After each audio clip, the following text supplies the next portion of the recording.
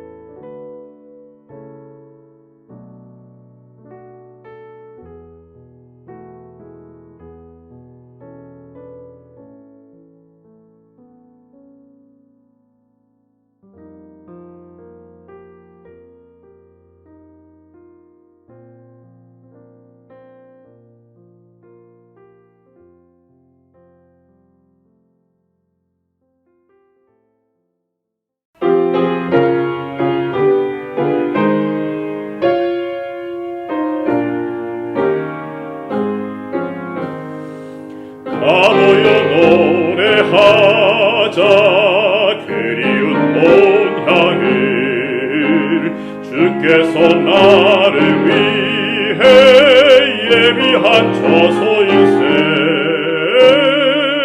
저편 나라 수정빛 바닷가 저편에서 나 살기 원하네 슬픔 고통 염려 없는 밝고 아름다운 땅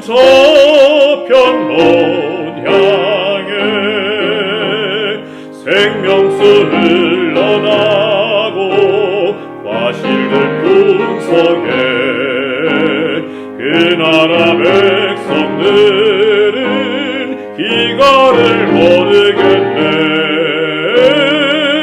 저편 넘어 수정빛 바닷가 저편에서 나 살기 원하네. 슬픔 고통 염려 없는 밝고 아름다운 땅 저편원 향해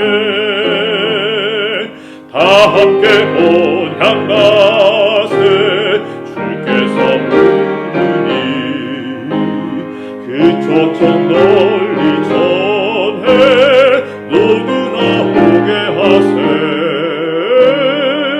저편 넘어 수정빛 바닷가 저편에서 나 살기 원하네. 슬픔 고통 염려 없는 밝고 아름다운 땅 저편 본향에.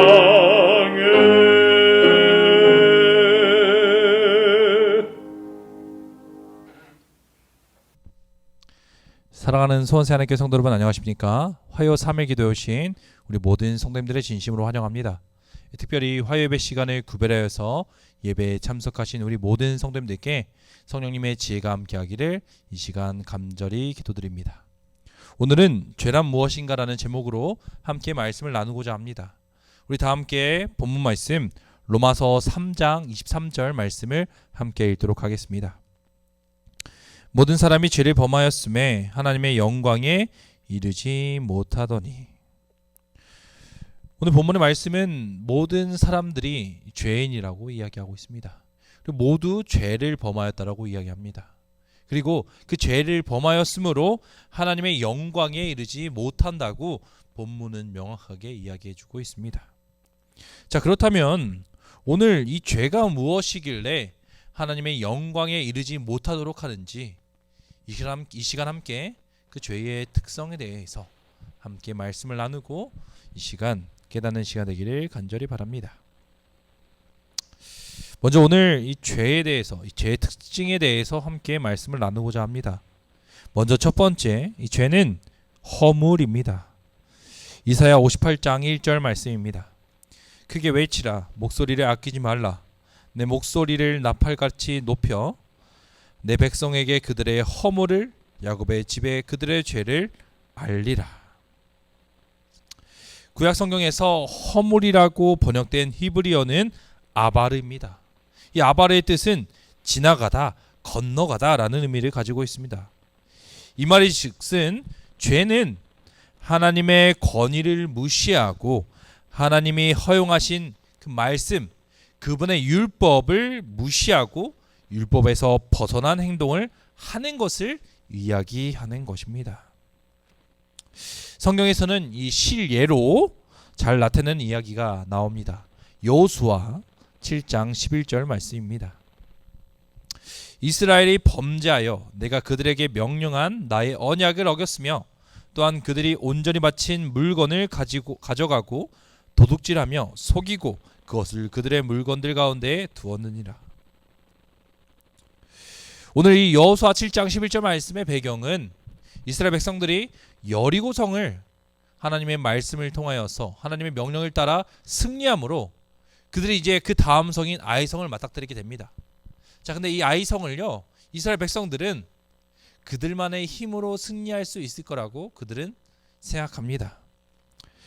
그러므로 그들은 이 힘든 여리고성도 점령하였으니, 그렇게 손쉽게 점령하였으니 이 아이성도 손쉽게 점령할 것이라고 생각하였습니다. 그러므로 그들은 적은 수의 군대들을 보내어 아이성을 공격하게 됩니다. 그러나 결과는 아주 처참하였습니다. 이스라엘 백성 중 36명이 죽고 그들은 두려움에 떨어 도망치게 됩니다. 이제 이스라엘 백성들은 완전히 사기가 꺾이게 됩니다. 이 결과를 본 여호수아는 그 자리에 엎드려 하나님께 뜻을 구합니다. 그리고 그때에 하나님께서 말씀하신 여호수아에게 말씀하신 그 말씀이 바로 7장 11절 말씀입니다. 아간이 하나님의 물건을 도둑질한 것인데요. 오늘 여기서 우리가 주목해 보아야 할 것은 어기다라는 단어입니다. 이 어기다라는 단어가 바로 히브리어로 아바르입니다. 이것이 바로 아간의 죄였습니다. 하나님께서는 여리고성을 점령한 뒤에 그곳에 있는 모든 금은보화와 가축들을 불태워 없애버리라고 합니다. 그러나 아간은 너무나도 아름다운 옷들을, 외투 한 벌을, 그리고 은과 금을 몰래 챙겨서 땅에 숨겨두게 됩니다. 즉 하나님의 명령을 무시하고 어기고 그가 자신의 뜻대로 행동한 것입니다. 이처럼 성경은 하나님의 말씀, 명령, 율법, 그것을 어기는 것을 바로 죄라고 이야기하는 것입니다. 첫 번째, 죄는 하나님의 말씀과 율법을 어기는 것, 하나님의 명령을 어기는 것을 죄라고 이야기하는 것입니다. 그런데요, 너무나도 안타까운 것은 인간들은 자꾸만 이 아바르, 하나님의 말씀과 하나님의 뜻, 그 선을 넘으려고 합니다. 마치 울타리에 있는 양과 같습니다. 양들은 울타리 밖을 바라보며 동경합니다. 저 밖을 나가면 더 자유롭게 행복하게 뛰어놀 수 있을 것이라고 생각합니다. 그러나 여기서 관가한 사실은 울타리 안은 이미 목자가 위험한 돌과 독풀과 그리고 맹수로부터 지킬 수 있도록, 양들을 지킬 수 있도록 설계해 둔 것이라는 것입니다. 그러므로 울타리 밖은 위험한 돌, 독풀, 맹수로부터 아주 무방비한 상태로 잡아먹힐 수 있는 곳입니다. 그러나 양들은 이러한 사실을 간과하고 기회만 생기면 그 울타리 밖을 나가려고만 하는 것입니다.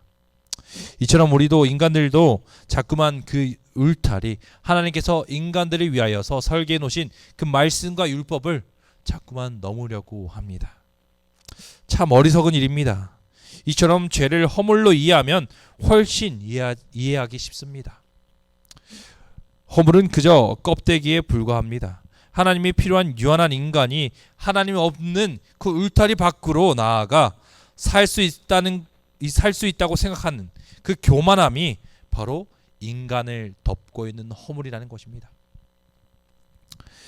속은 연약한 인간이지만 그 울타리 밖으로 하나님의 말씀과 하나님의 율법 없이도 살 수 있을 거라는 그 거짓된 허물을 입는 것, 그것이 바로 죄라는 것입니다. 그러므로 오늘 그 교만의 허물을 벗어던지고 연약함을 인정함으로 하나님 앞에 굴복하고 복종하여 그분의 율법, 말씀의 울타리 안에서 하나님의 어린 양으로서 그 자리를 지키시는 우리 성도님 되기를 간절히 바랍니다. 두 번째는 바로 반항과 불순종입니다. 사무엘상 15장 23절입니다. 이는 거역하는 것은 점치는 죄와 같고 완고한 것은 사신 우상에 절하는 죄와 같음이라. 왕이 여호와의 말씀을 버렸으므로 여호와께서도 왕을 버려 왕이 되지 못하게 하셨나이다 하니. 요즘 우리의 죄를 편리한 대로 해석하고 정의하는 시대에 살고 있습니다. 많은 뉴스를 통해 듣도 보지도 못한 잔인하고 무서운 죄들로 인하여 어느 작아 보이는 죄들은 별게 아닌 것처럼 생각하고 남들과 자신을 비교하여 자신은 별로 나쁘지 않다라고 생각합니다. 그러나 사무엘상을 보면 사소한 죄가 없다는 것을 분명하게 우리에게 보여주고 있습니다. 하나님 보시기에는 작은 거역도 사단을 섬기는 의식에 참여하는 죄와 같다라고 이야기합니다. 작은 불순종도 우상을 숭배하는 죄만큼 심각하다라고 말하여 주고 있습니다. 즉 사무엘상 15장 23절은 거역과 완고한 불순종의 관점으로 죄를 묘사해 주고 있는 것입니다. 오늘 여기서 거역의 원어는요, 메리라고 합니다. 어떠한 명령에 거역했다는 뜻을 넘어 더 나아가 반역하고 반란을 하였다는 뜻을 가지고 있습니다. 우리가 가벼이 생각하였던 그 말씀을 거역하는 죄는 하나님께 반역하고 반란을 일으키는 것과 같다는 뜻인 것입니다. 또한 완고한의 단어의 원어는 파차르인데요. 이 파차르는요, 밀어내다라는 의미를 가지고 있습니다. 즉 완고한 고집, 완고한 불순종은 하나님으로부터 자신을 완전히 밀어내고 있다는 뜻을 나타내고 있는 것입니다. 이처럼 거역과 완고한 불순종의 죄는 결코 가벼이 여길 수 있는 죄들이 아닌 것입니다. 제가 말씀을 준비하면서 참 안타까운 마음이 들었습니다. 왜냐하면 이 예수 그리스도를 믿지 않는 자들의 모습이, 이 불순종과 거역의 모습이 너무나도 똑같다는 것입니다. 예전에 제가 일을 하면서 잠시 만났던 분이 계셨습니다.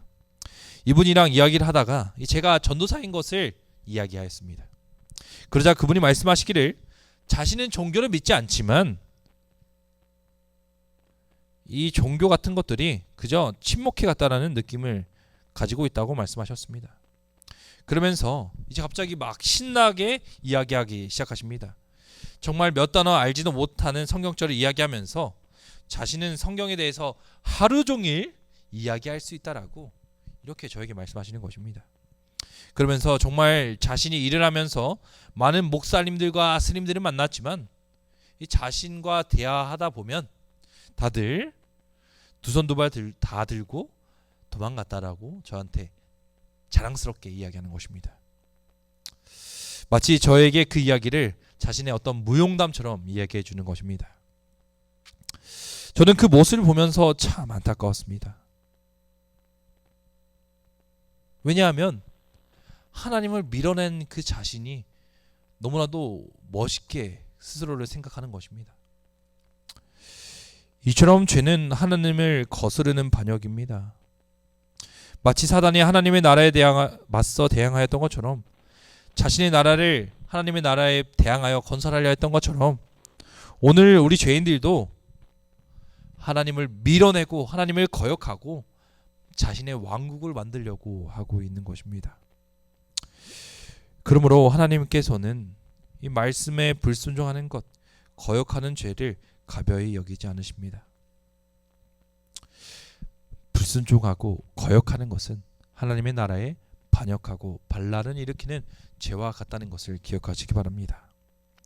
그러므로 오늘 내가 하나님의 말씀에 불순종하고 거역하고 있는 것이 결코 가벼운 죄가 아니라는 것을 기억하시기 바랍니다. 불순종과 거역의 죄는 하나님의 나라에 반역하는 것임을 기억하시고, 오늘 내가 그 죄로부터 벗어날 수 있도록 경계하시고 하나님께 그 힘을, 의지를 달라고 기도하시기 간절히 바랍니다. 세 번째 죄의 특징입니다.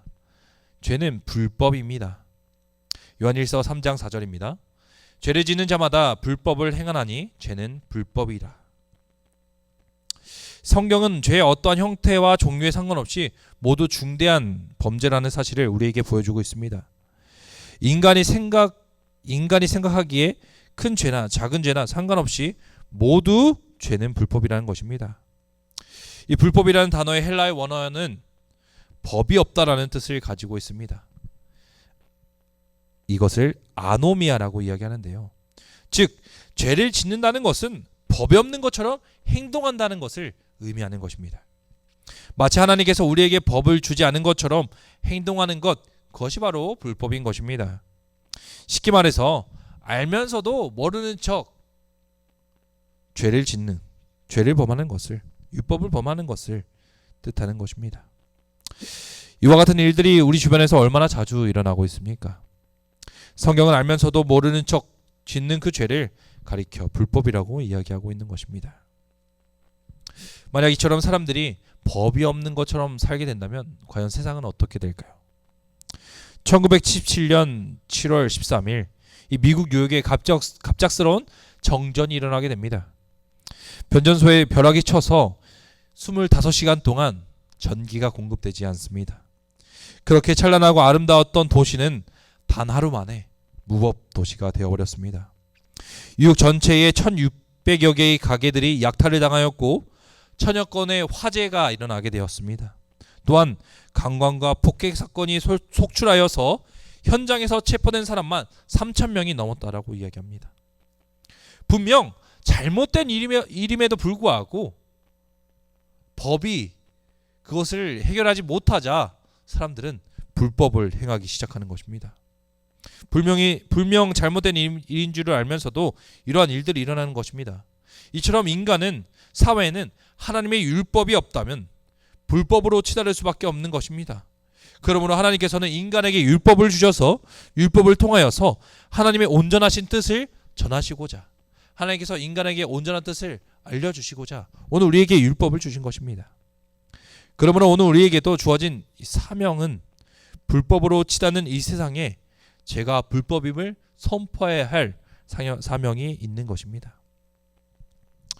사랑하는 성도 여러분, 오늘 우리에게 주신 그 하나님의 율법을 기억하시기 바랍니다. 그리고 더 이상 하나님의 율법이 없는 것처럼 살아가는 삶을 살지 않도록 하나님께 의지를 달라고 기도하시기 바랍니다. 더 이상 불법의 사람이 아닌 법 준수자가 되어 하나님의 뜻을 온전히 이해하고 행하는 자가 되기를 이 시간 간절히 바랍니다. 네 번째 죄의 특징은 적대감입니다. 로마서 8장 7절입니다. 육신의 생각은 하나님과 원수가 되나니 이는 하나님의 법에 굴복하지 아니할 뿐 아니라 할 수도 없습니다. 인간의 죄와 관련해 가장 충격적인 진리 가운데 하나는 죄가 하나님에 대한 적대감과 증오심을 갖게 한다는 것입니다. 이것은 우리가 부정할 수 없는 사실입니다. 왜 인간이 자신의 창조주 하나님을 증오하게 되는 것일까요? 성경에서 그 이유에 대해서 말해줍니다. 인간은 죄로 인해 불의를 사랑하게 되었고 자아가 강하여짐으로 자기가 보기에 옳다고 생각하는 것을 행하려는 의지가 생기게 되었습니다. 그러므로 불의를 사랑하는 인간은 자연스럽게 의로우신 하나님을 미워하게 됩니다. 그리고 그 의로움을 나타내주는 그 말씀과 율법을 멀리하게 되고 적대시하게 되는 것입니다. 그래서 사람들은 하나님의 말씀을 받아들이고 싶어하지 않고 진화론이나 하나님과 반대되는 그와 같은 이론들을 더욱더 사랑하게 되는 것입니다. 참 대단한 것은 하나님에게 적대감을 가지고 있기에 하나님의 창조를 거절하며 내 자신이 우연히 존재하게 된 존재라고 믿고 생각하고 살아가는 것입니다. 진화론에는 나의 존재의 이유나 목적을 찾지 못하고 삶의 소망도 없이 어찌 살다가 죽을 수밖에 없는 존재라는 것을 나타내고 있음에도 불구하고 여전히 하나님과 반대되는 그것을 사랑하고 따르고 있다는 것이 너무나도 안타까운 사실입니다. 결국 진화론을 사람들이 사랑하게 되는 것은 그 하나님을 멀리하게 되는 죄, 그 특징으로 인하여서 생기게 된 것입니다. 그러므로 오늘 반대로 내가 하나님의 뜻에 복종하고 하나님의 말씀을 믿고 살아간다는 것은 하나님을 사랑하고 있다는 것의 증거임을 기억하시기 바랍니다. 그러므로 오늘 하나님을 사랑하는 그 마음이 하나님을 믿고 하나님을 따르고 있다는 증거임을 기억하시기 간절히 바랍니다. 너희가 나를 사랑하면 나의 계명을 지키라. 오늘 내가 하나님을 사랑하고 있는지 아니면 적대하고 있는지 스스로 점검하시기 바랍니다. 그리고 하나님을 진정으로 사랑할 수 있도록 성령 하나님의 감동하심과 인도하심이 있기를 간절히 기도하시기 바랍니다. 마지막으로 죄는 가증스러운 것입니다. 신명기 25장 16절입니다. 이런 일들을 행하는 모든 자, 악을 행하는 모든 자는 내 하나님 여호와께 가증하니라. 오늘 이 성경의 말씀에서 가증하다는 원어의 히브리어는 토에바입니다. 이 용어는 더럽고 혐오스럽고 고약한 것을 가장 강하게 묘사할 때 나타내는 표현입니다. 즉 죄가 크든 작든 무엇이든 하나님에게 있어 죄는 가장 극도로 가증스럽고 싫어하시는 것임을 말하는 것입니다.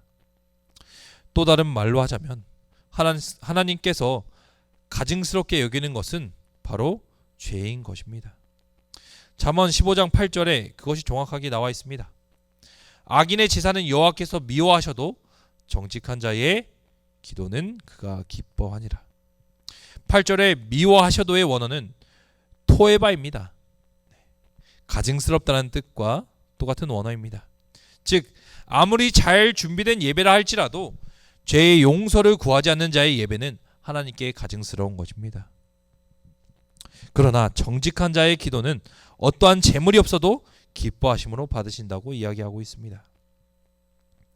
우리는 조금 더 하나님께서 죄에 대해 어떻게 여기시는지 생각해 보아야 합니다.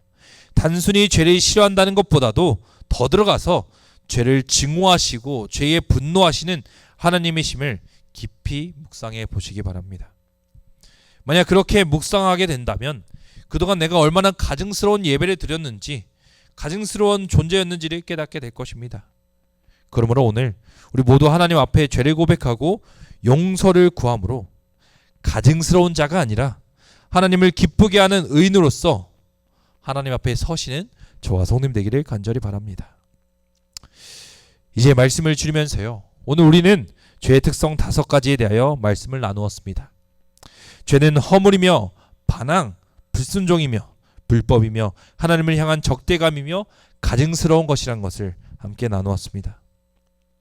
그러나 이 모든 것을 요약하자면 죄는 결국 하나님께 반역하는 것이며 나의 마음에 나의 왕국을 세워 스스로 멸망의 길로 가는 것임을 우리는 알 수 있습니다. 그러므로 하나님께서는 멸망의 길로 인도하는 죄를 혐오하시고 미워하는 것입니다.